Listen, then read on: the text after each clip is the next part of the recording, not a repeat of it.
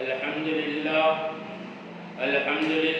نحمده ونستعينه ونستغفره ونؤمن به ونتوكل عليه ونعوذ بالله من شرور أنفسنا ومن سيئات أعمالنا من يهده الله فلا مضل له ومن يضلل فلا هادي له ونشهد أن لا إله إلا الله وحده لا شريك له ونشهد أن سيدنا ومولانا محمدا عبده ورسوله أما بعد فأعوذ بالله من الشيطان الرجيم بسم الله الرحمن الرحيم قل هو الله أحد الله الصمد لم يلد ولم يولد ولم يكن له كفوا أحد وقال النبي صلى الله عليه وسلم يا فاطمة اعملي وانقذي نفسك عن النار لا ينفعك إن أباك نبي أو كما قال عليه الصلاة والسلام. میری محترم دینی ماں بہنیں،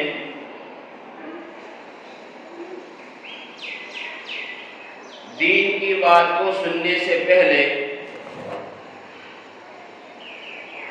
سب سے پہلے تو ہمیں دین کی بات کو ادب کے ساتھ سننا چاہیے اور عمل کی نیت سے سننا چاہیے، عمل کرتے ہوئے دوسروں تک پہنچانے کی نیت سے سننا چاہیے. دین کی بات جو لوگ کانوں کی لذت کے لیے سنتے ہیں تو ان کو عمل کی توفیق نہیں ملتی، اور جو لوگ دین کی باتوں کو عمل کی نیت سے سنتے ہیں تو اللہ جل جلالہ عم نوالہ ان کو عمل کی توفیق دیتا ہے.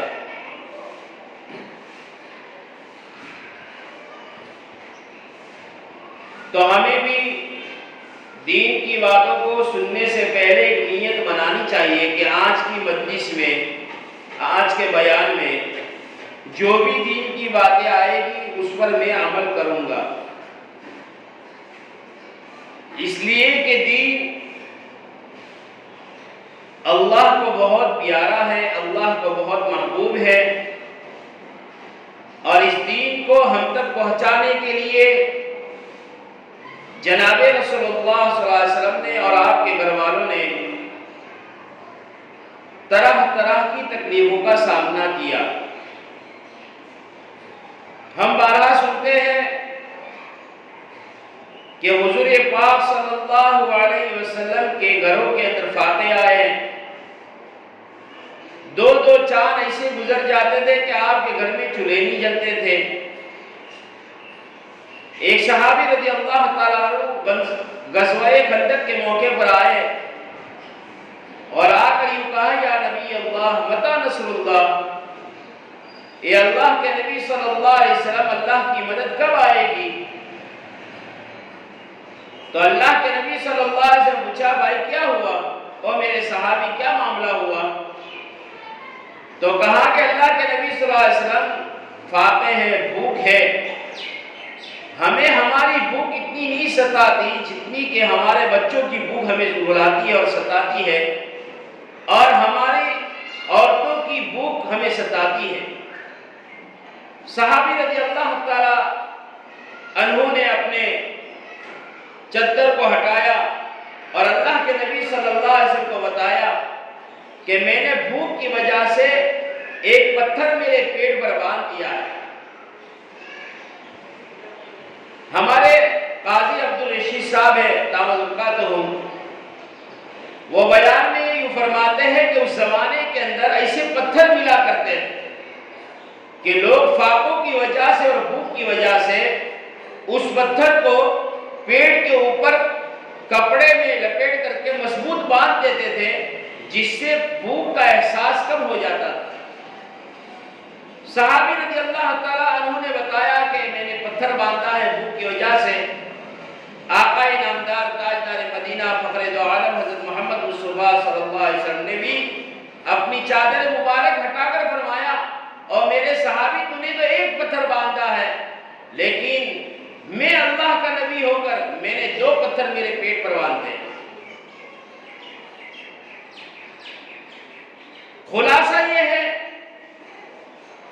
کہ دنیا کے اندر اور آخرت کے اندر کامیاب ہونے کے لیے دین کا ہونا ضروری ہے۔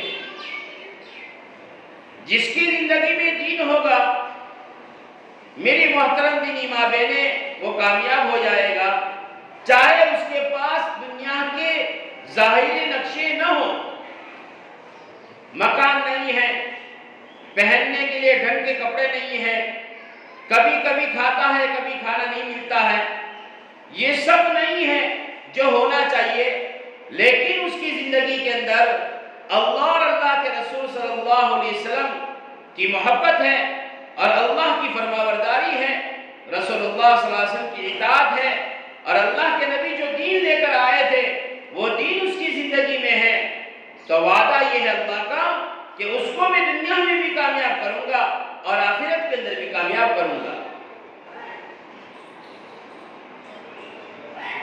ایک انسان وہ ہے جس کے پاس مکان نہیں بلکہ محل ہے، اور جس کے کھانے کے لیے طرح طرح کے کھانے موجود ہے، جو نرم بستروں پر سوتا ہے اور ہر طرح کی آرام دینے والی چیزیں اس کے مکان میں موجود ہے، لیکن اگر اس کی زندگی کے اندر نیند نہیں ہے تو میری محترم دینی ماں بہنیں، یہ ان آرام دینے والی نقشوں کی چیزوں کے نقشوں میں رہ کر بھی ناکام ہوگا، اللہ اس کو ناکام کریں گے، دنیا بھی اس کی اجڑ جائے گی اور آخرت بھی اس کی برباد ہو جائے گی۔ اور یاد رکھنا، کامیابی اور ناکامی یہ اللہ کے ہاتھ میں ہے، اور اللہ نے اس کو دین پر رکھا ہے۔ جو جتنا دیندار ہوگا، جو جتنا اللہ کا فرما بردار ہوگا، جس کے دل میں اللہ کا جتنا ڈر اور خوف ہوگا، اسی لیے تو اللہ تبارک تعالیٰ نے امت مسلمہ کے لیے قیامت تک آنے والے انسانوں کو یہ بات بتائی، یا ایھا الذین آمنوا اتقوا اللہ حق تقاتہ ولا تموتن الا وانتم مسلمون، کہ تم اللہ سے ڈرو جیسا اللہ سے ڈرنے کا حق ہے۔ اللہ کا خوف، اللہ کا ڈر، اور یہ اللہ کی طاقت کہ سمجھے بغیر دل میں نہیں آ سکتا۔ اسی لیے تو کہتے ہیں کہ اللہ کی بنائی ہوئی چیزوں پر غور و فکر کرو۔ اتنا بڑا آسمان اللہ نے بنایا جو کسی رسی سے لٹکایا ہوا نہیں ہے، اور اس کا کوئی بیم اور کوئی داملہ بھی نہیں ہے کہ جس پر وہ اٹکا ہوا ہو، بغیر رسی کے اور بغیر کسی سہارے کے اتنا بڑا آسمان اللہ نے اپنی قدرت سے کھڑا کیا ہے۔ یہ زمین جو ہے وہ پانی پر بچھی ہوئی ہے، حالانکہ ہمارا تجربہ ہے، دنیا والے کہتے بھی ہیں، ہم نے آنکھوں سے دیکھا بھی ہے کہ ایک چھوٹا سا مٹی کا ڈھیلا اگر پانی میں ڈال دیا جاتا ہے وہ پانی کے اوپر نہیں، پانی کی تہ میں چلا جاتا ہے۔ اتنی بڑی زمین پانی پر بچھی ہوئی ہے، اس کو بچھانے والا کون ہے؟ اس کو پانی کی سطح پر رکھنے والا کون ہے؟ اس کو ڈوبنے سے بچانے والا کون ہے؟ کہ وہ اللہ ہے۔ اس اللہ کو پہچانا۔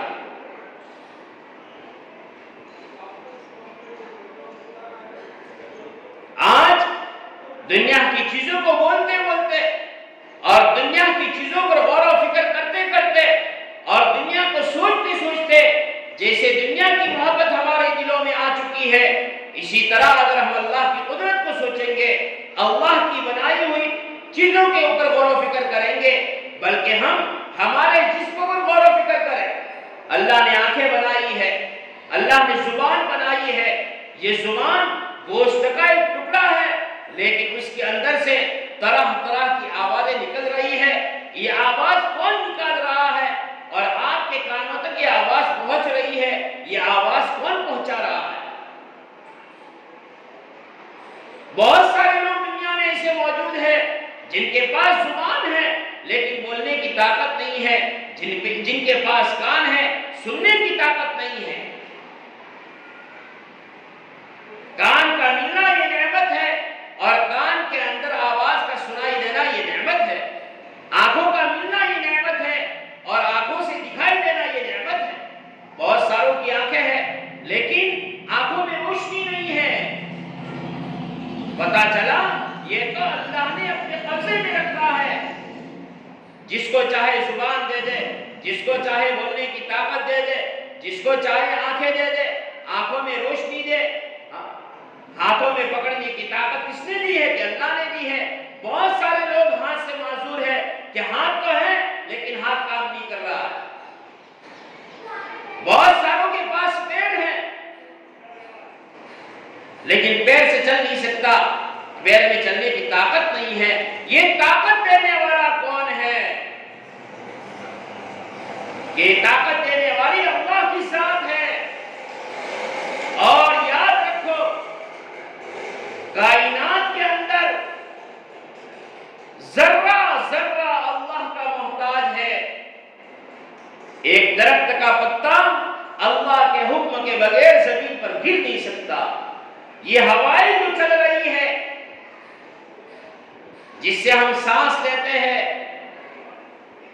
یہ ہوائیں چلنے میں اللہ کی محتاج ہے۔ یہ گرمی اور سردی کا موسم جو ابھی بدل رہا ہے، سردی بھی اللہ کی محتاج ہے اور گرمی کا موسم بھی اللہ کا محتاج ہے۔ جب تک ایک اللہ سے ہونے کا یقین ہمارے دلوں میں نہیں آئے گا تب تک میری محترم دینی ماں بہنیں دین پر چلنا ہمارے لیے آسان نہیں ہوگا۔ اس لیے کہ انسان کے اندر اللہ نے لالچ رکھی ہے، طمع رکھی ہے۔ اب انسان وہاں پر محنت کرے گا جہاں سے اس کو کچھ ملے گا۔ جیسے کہ دکان والا دکان پر محنت کرتا ہے، اب اس کا یقین یہ ہے کہ دکان سے مجھے مل رہا ہے، میری ضرورتیں پوری ہو رہی ہیں۔ حالانکہ دکان تو ایک برتن ہے، اس میں دینے والی ذات خدا کی ہے۔ آپ نے دیکھا ہوگا بازاروں میں ایک جیسی دکان بہت ساری ہے، کسی دکان پر بہت ساری بھیڑ ہے اور کوئی دکان والا بیچارہ آرام سے بیٹھا ہوا ہے۔ حالانکہ جہاں پر بھیڑ ہے، جو چیزیں اس دکان میں ملتی ہے وہی چیزیں اس دکان میں بھی مل رہی ہے، لیکن اللہ کا فیصلہ ہے، اللہ اس کو روزی دیتا ہے، اس کی روزی ابھی مقدر میں نہیں ہے۔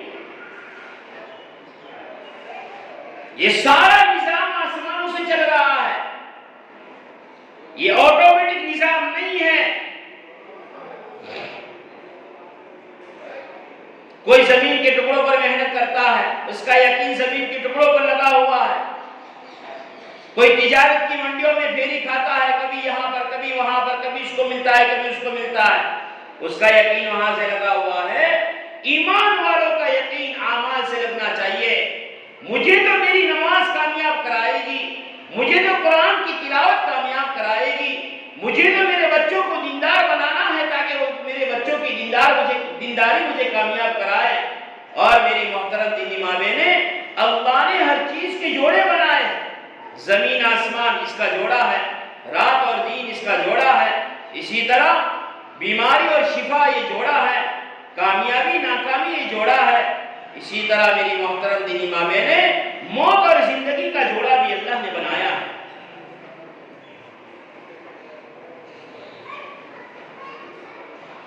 موت ایک ایسا جام ہے اور ایسی دیوار ہے کہ جس سے ہر ایک جاندار کو ٹکرانا ہے اور اس جام کو ہر ایک کو پینا ہے۔ کوئی بچپن میں پی لیتا ہے، کوئی جوانی میں پی لیتا ہے، کوئی بڑھاپے میں پی لیتا ہے۔ جس کی جب اللہ نے مقدر کی موت لکھی ہوئی ہے اس وقت میں اس کو یہ جام پینا پڑے گا اور ہمیشہ ہمیشہ کے لیے دنیا کو چھوڑنا پڑے گا۔ یہ دنیا جو آج ہمیں ہنسا رہی ہے، یہ دنیا کی چمک آج ہمیں دھوکے میں ڈال رہی ہے اور ڈال رہی ہے، اور جس دنیا کی وجہ سے ہم اللہ کو بھول کر، اللہ کے نبی صلی اللہ علیہ وسلم کو بھول کر زندگی گزار رہے ہیں۔ میری محترم دینی ماں بہنیں، ایسا نہ ہو کہ اس دنیا کے دھوکے میں پڑے رہیں اور ہمارا بلاوا آ جائے اور ہماری موت آ جائے۔ فیصلہ ہے، اللہ کا فیصلہ ہے۔ اللہ کے نبی صلی اللہ علیہ وسلم کی زبان مبارک سے یہ فیصلہ کروایا گیا ہے، سنایا گیا ہے، کل نفس ذائقۃ الموت، ہر ایک جاندار کو مر جانا ہے، کوئی زندہ نہیں رہے گا۔ جب ہمیں جانا ہے، مرنا ہے، تو کہاں جانا ہے ہمیں؟ کہ ہمیں تو جنت کی طرف جانا ہے، تو جنت کی طرف جانے کے لیے ہمیں تیاری کی ضرورت ہے۔ اسی لیے تو اللہ والے بھی، تابعین، تبع تابعین بھی، صحابہ رضی اللہ تعالی عنہم اجمعین بھی اپنی موت کو یاد کر کے رویا کرتے تھے، اس لیے کہ موت آئے گی تو سب چھوٹ جائے گا۔ ماں بیٹی کے ساتھ نہیں جا سکتی، باپ بیٹے کے ساتھ نہیں جا سکتا، رشتہ دار رشتہ داروں کے ساتھ نہیں جا سکتا، اکیلا تنہا انسان جائے گا، اور وہی قبر کے کھڈے میں سونا ہے۔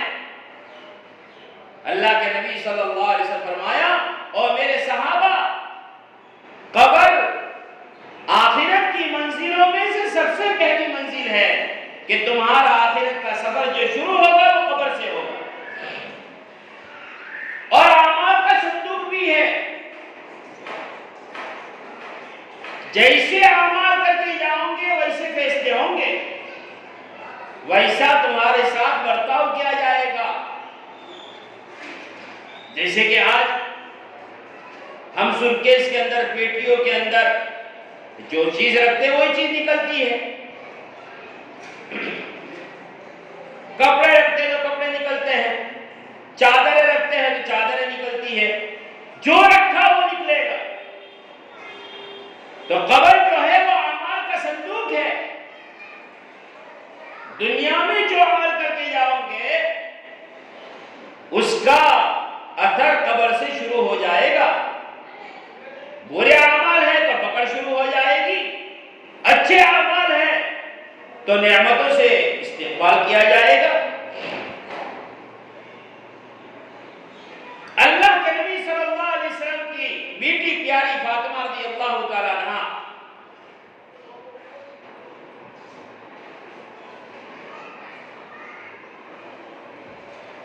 آپ نے حضرت فاطمہ رضی اللہ تعالی عنہ سے کہا، حالانکہ حضرت فاطمہ رضی اللہ تعالی عنہ جنہوں نے دین کے خاطر تکالیف میں آپ کا ساتھ دیا ہے اور بڑی بڑی تکلیفوں کا سامنا کیا ہے،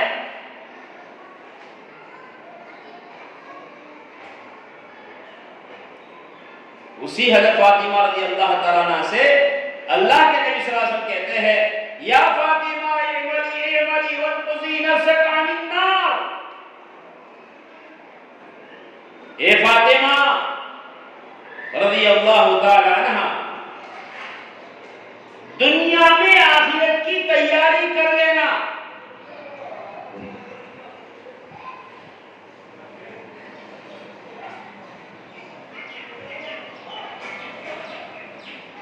اس بھروسے پر مت رہنا کہ میرے ابا نبی ہے، رحمت للعالمین صلی اللہ علیہ وسلم ہے، تمام نبیوں کے سردار ہے، اے فاطمہ اگر تو دنیا سے کچھ کر کے نہیں گئی، حشر کے میدان کے اندر اللہ کے سامنے کھڑی ہو کر اگر تو یوں کہے گی میں نے تو کچھ بھی نہیں کیا، نہ نمازیں پڑھی ہے، نہ روزے رکھے ہیں، نہ اللہ تیرے حکم پر چلی ہوں، اور نہ میرے باپ کے لائے ہوئے دین پر زندگی گزاری ہے، بس مجھے معاف کر دو، اس لیے کہ میں پیارے نبی کی بیٹی ہوں، کہا کہ ایک بات تم کو کام نہیں دے گی۔ یہ صرف حضرت فاطمہ رضی اللہ تعالیٰ عنہ کے لیے نہیں تھا، یہ آپ کی امت کے لیے تھا، قیامت تک آنے والے انسانوں کے لیے ہے کہ اپنی آخرت کی تیاری خود کر لینا۔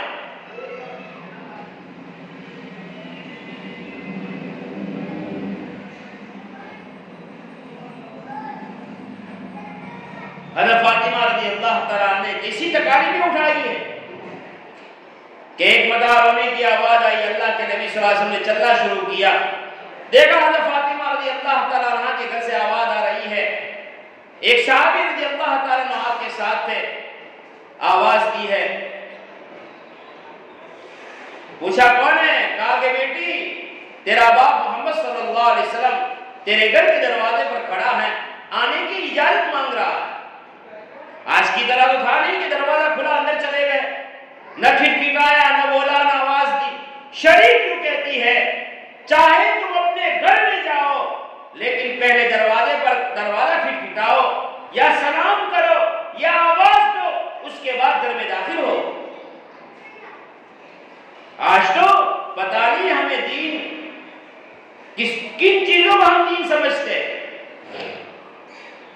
اللہ کے نبی صلی اللہ علیہ وسلم اپنی بیٹی کے یہاں جا رہے ہیں، دروازے پر کھڑے ہیں، آواز دے رہے ہیں، بیٹی اگر اجازت ہے تو میں گھر پر آؤ، اگر نہیں ہے تو میں واپس چلا جاؤں۔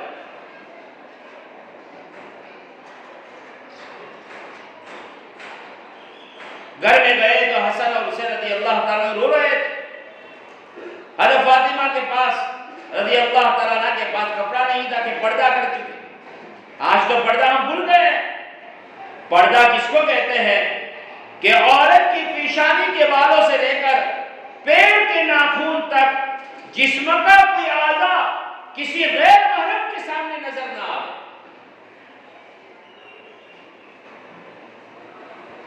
کہا کہ ابا میرے پاس پردہ کرنے کے لیے کپڑا نہیں ہے، آپ نے کالی کملی جو آپ کی کندھے مبارک پر رہتی تھی ہمیشہ آپ کے ساتھ رکھتے تھے وہ اندر دی ہے اور پردہ کیا ہے۔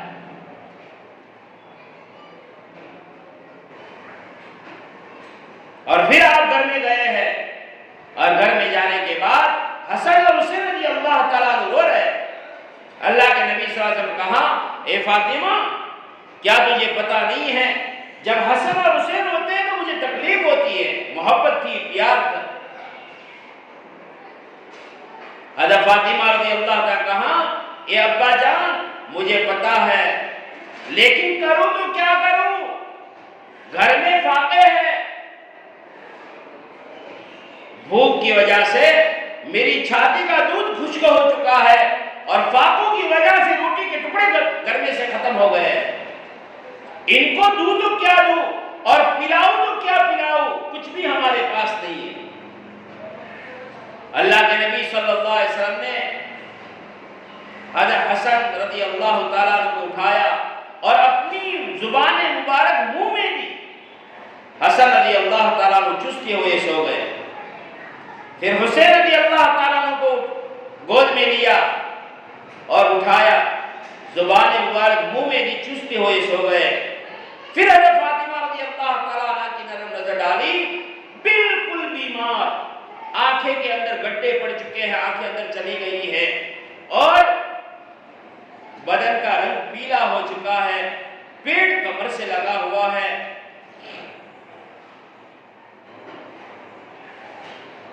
اور اس کے بعد اللہ کے نبی صلی اللہ علیہ وسلم نے جب حضرت فاطمہ کو دیکھا رضی اللہ تعالیٰ عنہ کو، اپنے سینے سے لگایا، رونے لگا۔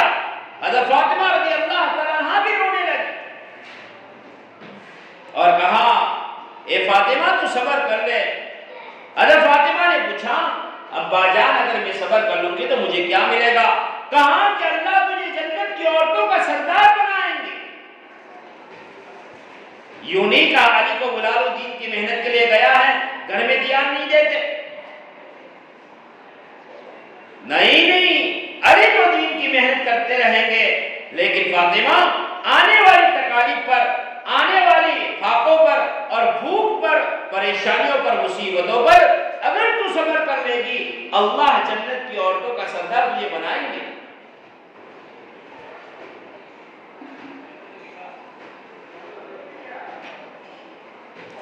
حضرت زینب رضی اللہ تعالیٰ عنہ آپ کی بیٹی ہے، ہجرت کے ارادے سے اونٹ پر سوار ہوئی ہے،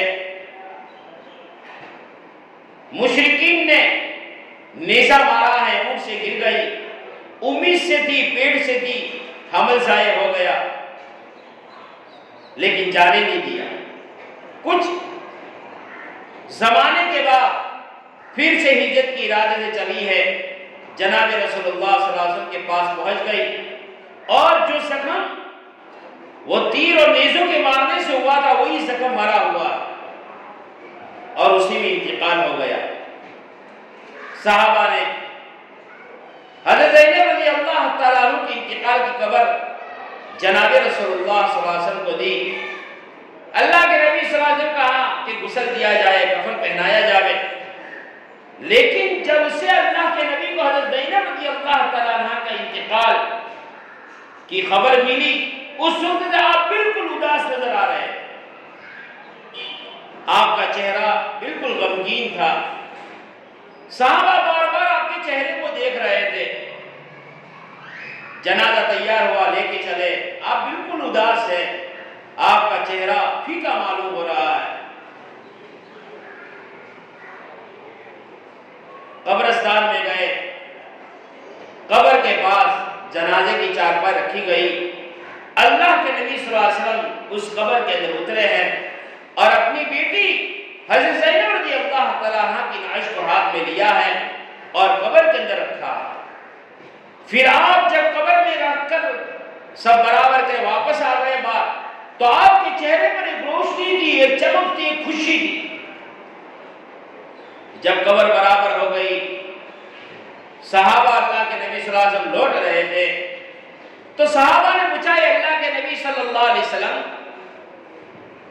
جب سے حضرت زینب رضی اللہ تعالیٰ عنہ کا انتقال ہو گیا اور آپ کو خبر ملی، اس کے بعد آپ بالکل اداس نظر آ رہے تھے، آپ کا چہرہ بدلا ہوا نظر آ رہا تھا، آپ غمگین معلوم ہو رہے تھے، ایک بہت بڑا بوجھ آپ کے اوپر ویسا معلوم ہو رہا تھا۔ لیکن جب قبرستان میں پہنچے ہیں اور آپ نے حضرت زینب رضی اللہ تعالیٰ عنہ کی نعش کو ہاتھ میں لیا، قبر میں رکھا، جب آپ قبر سے باہر نکل رہے تھے تو آپ کے چہرے پر ایک روشنی تھی، ایک چمک تھی، ایک خوشحالی تھی۔ میری محترم دینی ماں بہنیں، پیارے نبی کی پیاری بیٹی ہے، پیارے نبی کے ہاتھوں میں کھیلی ہوئی ہے، گودوں میں پلی ہوئی ہے، پیارے نبی کی ہاتھوں سے تربیت یافتہ ہے، تربیتیں ہوئی ہے، دین کی خاطر بڑی بڑی قربانیوں کے اندر حصہ لگایا ہے اور حصہ لیا ہے۔ اللہ کے نبی صلی اللہ علیہ وسلم کہتے ہیں میری زینب، جب اس کا انتقال ہو گیا اس کی قربانیاں مجھے یاد آ گئی، یہ اپنے بہنوں کا بھائیوں کا خیال کرتی تھی، میری بھی خدمت کرتی تھی، اور اس کے بعد کمزور تھی، بیمار تھی۔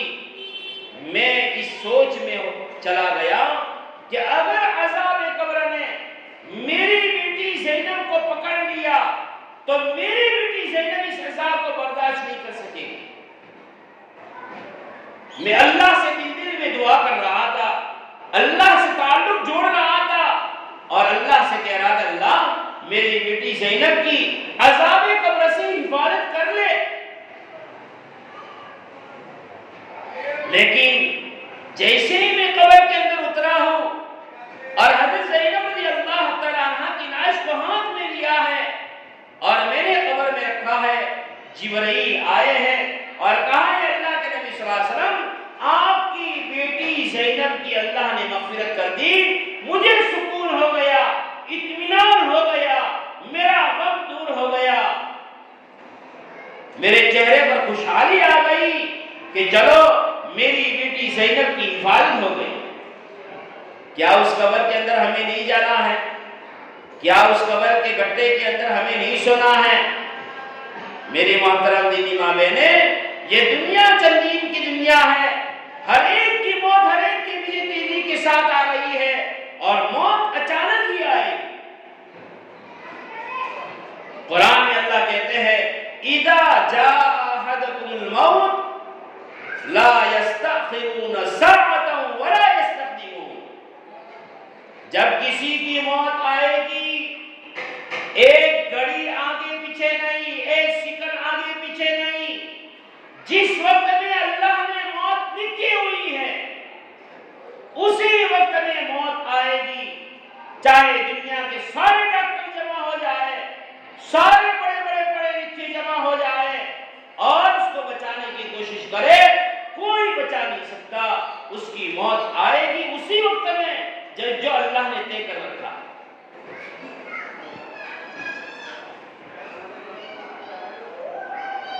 لیکن میری محترم دینی ماں بہنیں، ایک ایمان والا، ایک مسلمان جب اللہ کی مان کر، اللہ کے رسول صلی اللہ علیہ وسلم کی مان کر زندگی گزارتا ہے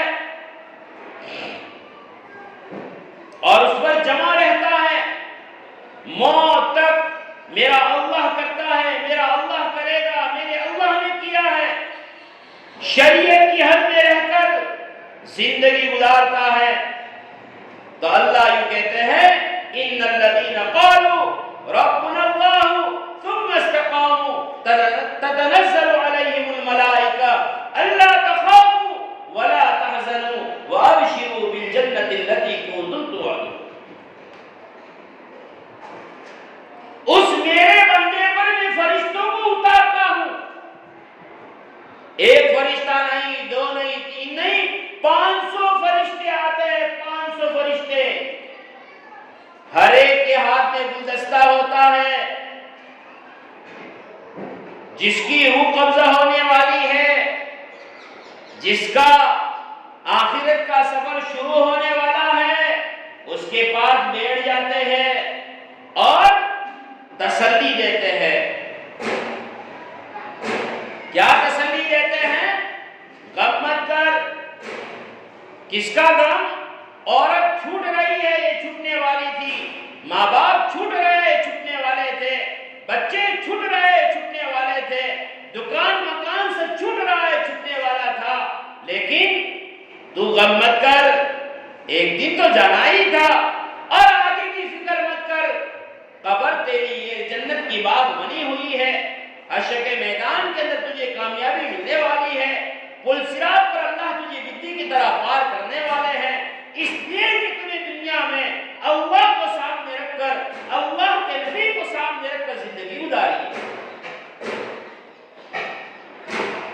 یہ نظام اللہ کی طرف سے ہوتا ہے۔ اور میری محترم دینی ماں بہنیں، کامیابی کیا چیز ہے؟ آج لوگ کامیابی کس کو کہتے ہیں؟ چھوٹی دکان سے بڑی دکان بن جاوے کہ کامیاب ہے؟ نہیں، یہ کامیابی کا دھوکہ ہے۔ چھوٹے مکان سے بڑا مکان بن جاوے، یہ کامیابی کا دھوکہ ہے۔ پرانے پھٹے کپڑوں میں سے اچھے کپڑے آ جاوے اور اچھے کپڑے پہنتا ہو جاوے، یہ کامیابی کا دھوکہ ہے۔ کامیاب تو وہ ہے جو موت کے وقت میں لا الہ الا اللہ محمد رسول اللہ اس کی زبان پر ہو، دنیا سے رخصت ہو رہا ہو، اللہ کی توحید کی، نبی کی رسالت کی گواہی دے کر جا رہا ہو، یہ کامیاب ہے۔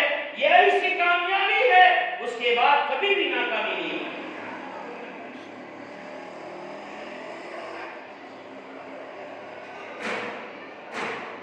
ہمیں تو ہماری زندگی ماں عائشہ رضی اللہ تعالیٰ عنہ کی طرح بنانی ہے، ہمیں تو ہماری زندگی بی بی فاطمہ رضی اللہ تعالیٰ عنہ کی طرح بنانی ہے، ہمیں تو ہماری زندگی حضرت زینب رضی اللہ تعالیٰ عنہ کی طرح بنانی ہے۔ ان فیشنوں کے دور میں، ان گناہوں کی فضاؤں میں کبھی بھی میری محترم دینی ماں بہنیں اپنی آخرت کو مت بلانا، مت بلانا، مت بلانا۔ دل مانے کہ نہ مانے، طبیعت چاہے کہ نہ چاہے، سفر تو ضرور ہونے والا ہے۔ جیسے کہ دنیا کی ضرورت ہمیں رلاتی ہے، مثال کے طور پر اگر کوئی غریب ہے، فقیر ہے، اب عید آ رہی ہے، ماں بھی رو رہی ہے، شوہر بھی رو رہا ہے، بیوی بھی رو رہی ہے، باپ بھی رو رہا ہے، آنسو نکل رہے ہیں، عید آ رہی ہے، میرے پاس اتنی طاقت نہیں ہے میں بچوں کو کپڑے لا کر دوں، میرے پاس اتنی طاقت نہیں ہے میرے بچوں کی جوتے لا، میرے پاس اتنی طاقت نہیں میں گھر میں اچھا پکوان پکا دوں، رو رہے ہیں۔ میری محترم دینی ماں بہنیں، دنیا گزر جائے گی، گزرنا ہے، لیکن آخرت کے اندر اگر اعمال میں نیکی کم پڑ گئی،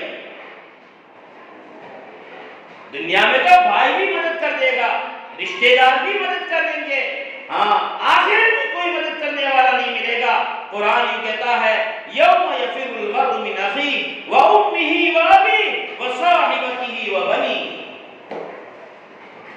ہزاروں سال چکر لگائے گا، ماں کے پاس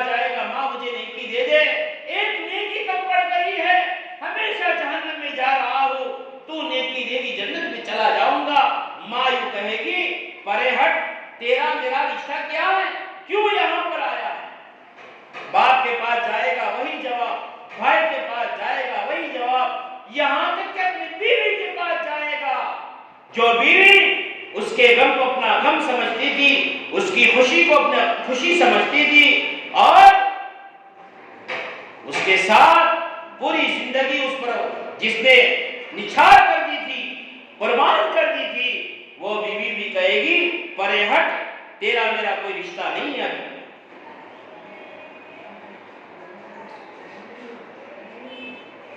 کہاں کہ اتنا روئے گا، اتنا روئے گا افسوس کے مارے کہ آنکھوں میں سے خون ختم، پھر پیپ شروع ہوگا، آنسو ختم، آنسو ختم ہونے کے بعد پیپ شروع، پیپ ختم، خون ختم، اور اس کی رونے کی تو آنسو اتنے نکلیں گے، پیپ اتنا نکلے گا، خون اتنا نکلے گا کہ اس میں کشتی کو چلانا ہو تو کشتی چلے۔ افسوس کے مارے اپنی انگلی کو دبائے گا، جیسے کہ دنیا میں کسی پر غم آ جائے، کسی پر تکلیف آ جائے، کسی پر بڑا حادثہ آ جائے تو وہ اپنی انگلی کو اپنی دانت میں دباتا ہے۔ میری محترم دینی ماں بہنیں، یہ آخرت کے اندر نیکی کی کمی کی وجہ سے، افسوس کی وجہ سے، غم کی وجہ سے اپنی انگلی کو دبائے گا اور کوہنی تک کا ہاتھ کھا جائے گا، لیکن اس کے خود کو پتہ نہیں چلے گا میں کیا کر رہا ہوں۔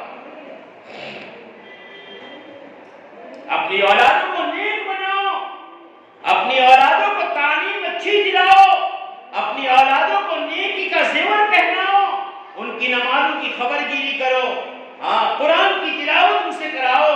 ارے مسلمان کے گھر میں کہیں گانے بجتے ہیں، مسلمان کے گھر میں کہیں فلمیں چلتی ہے، ارے مسلمان کے گھر میں تو نمازیں زندہ ہوتی ہے، ارے مسلمان کے گھر میں تو اللہ کے نبی کی سنتیں زندہ ہوتی ہے، ارے مسلمان کے گھر سے تو قرآن کی آوازیں آتی ہے۔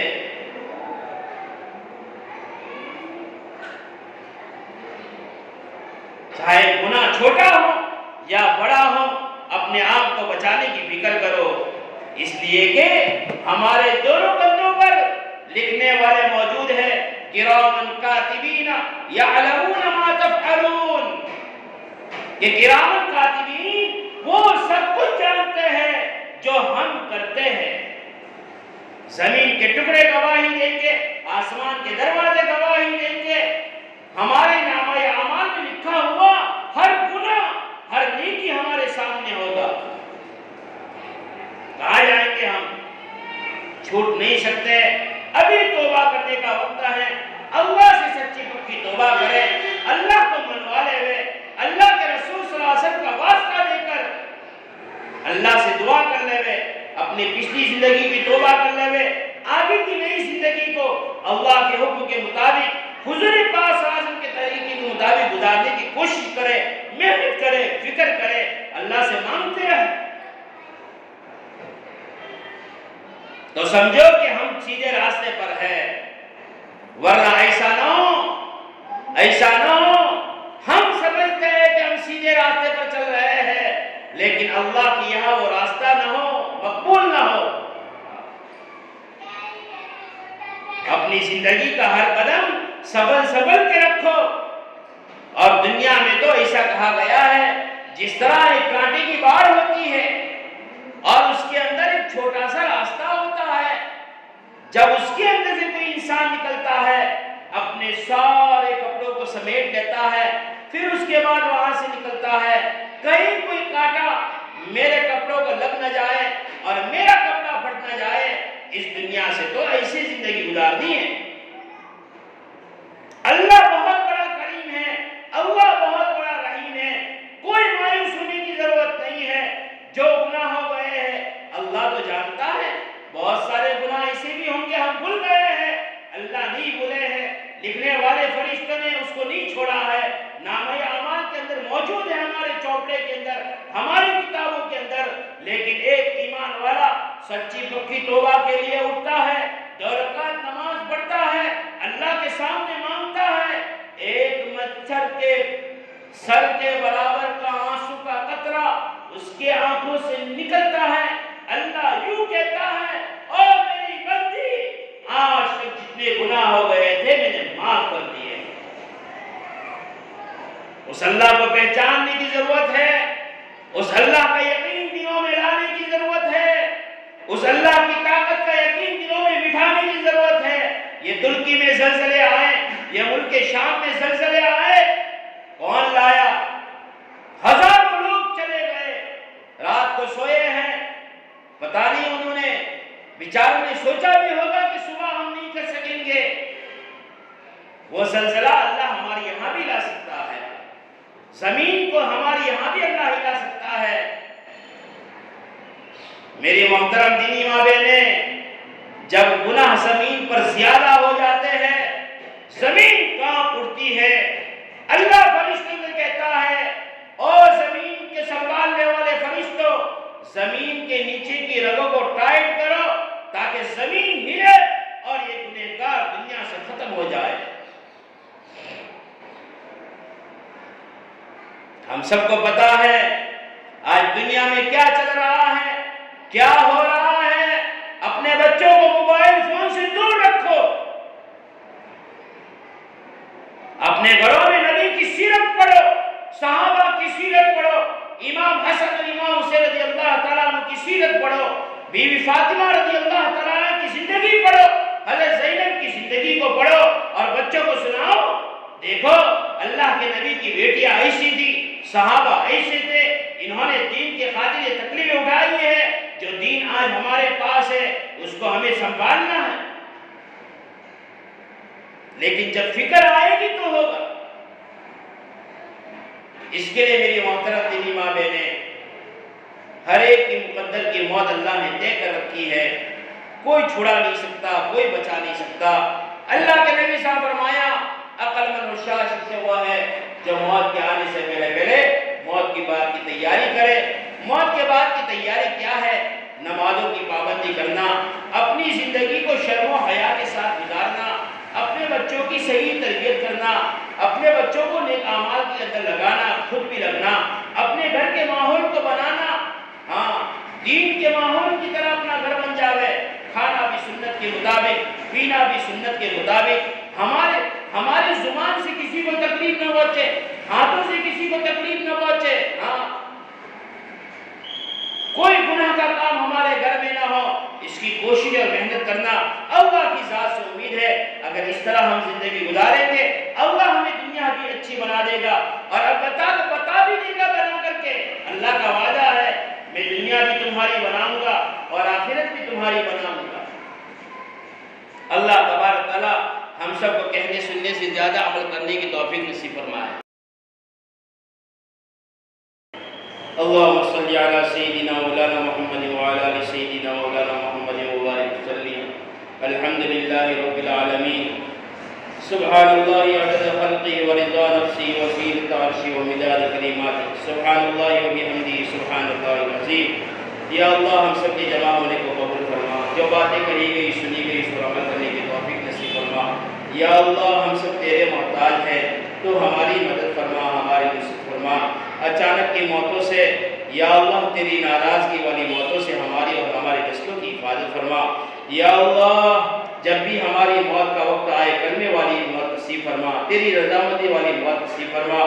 یا اللہ پچھلی زندگی میں جتنے بھی گناہ ہو گئے ہم توبہ کرتے ہیں، یا اللہ ہمارے گناہوں کو معاف فرما، امت کے گناہوں کو معاف فرما۔ یا اللہ تو اگر معاف کر دے گا کوئی تجھے پوچھنے والا نہیں ہے۔ یا اللہ ہمارے گناہوں کو معاف فرما دے، اور زندگی کے جتنے بھی دن باقی ہے، جتنی زندگی باقی ہے اس کو تیرے حکم پر، تیرے پیارے نبی صلی اللہ علیہ وسلم کے طریقے پر گزارنے کی توفیق نصیب فرما، طاقت نصیب فرما، ہدایت دے دے۔ یا اللہ ہم چاہتے ہیں ارادہ بھی کرتے ہیں، لیکن شیطان ہمارے پیچھے لگا ہوا ہے، نفس ہمارے اندر بیٹھا ہوا ہے، وہ ہمیں گمراہ کر دیتے ہیں، ان چیزوں کو ہم سے دور کر دیتے ہیں، بھلا دیتے ہیں۔ ان دونوں دشمنوں سے ہماری حفاظت فرما دے، ہماری حفاظت فرما دے۔ یا اللہ اب تو رمضان کا مہینہ بھی قریب ہے، آنے والا ہے۔ جناب رسول اللہ صلی اللہ علیہ وسلم رجب کے مہینے سے دعا کرتے تھے، اللہم بارک لی فی رجب و شعبان وبلغنا الی رمضان۔ آقا نامدار تاجدار مدینہ فخر دو عالم حضرت محمد مصطفیٰ صلی اللہ علیہ وسلم کہتے تھے یا اللہ رجب کے مہینے میں برکت دے دے، شعبان کے مہینے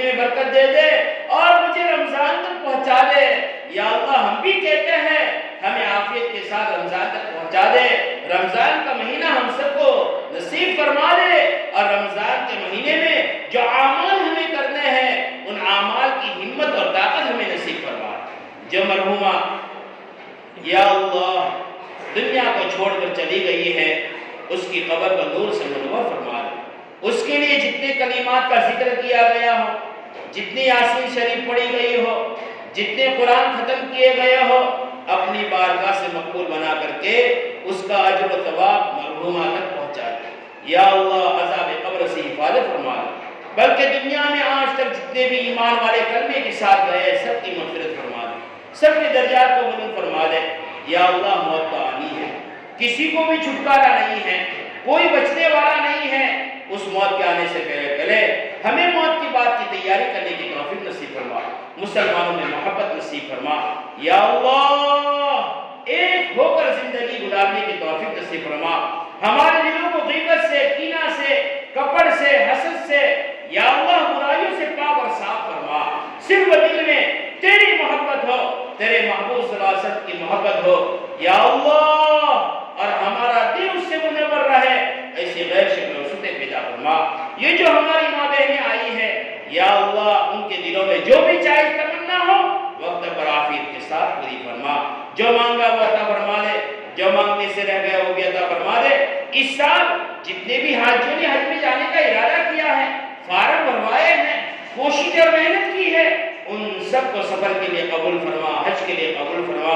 یا اللہ ہمیں بھی تیرے گھر پر بلانے کے فیصلے فرما، تیرے محبوب کے روزے کی زیارت کرانے کے فیصلے فرما، ہم بھی منتظر بیٹھے ہوئے تیرے فیصلے کے۔ اے اللہ بار بار تیرے گھر پر بلا، بار بار تیرے نبی کے روزے کی زیارت ہمیں، ہمارے گھر والوں کو، ہماری نسلوں کو نصیب فرما، پوری امت مسلمہ کو نصیب فرما، جو مانگا وہ عطا فرما دے، جو مانگنے سے رہ گیا وہ بھی عطا فرما دے۔ ہمارے دعاؤں کو آقا نامدار تاجدار مدینہ فخر دو عالم حضرت محمد مصطفیٰ صلی اللہ علیہ وسلم کے صدقے طفیل کے اندر قبول فرما۔ سبحان ربک رب العزت عما یصفون وسلام علی المرسلین والحمد للہ رب العالمین برحمتک۔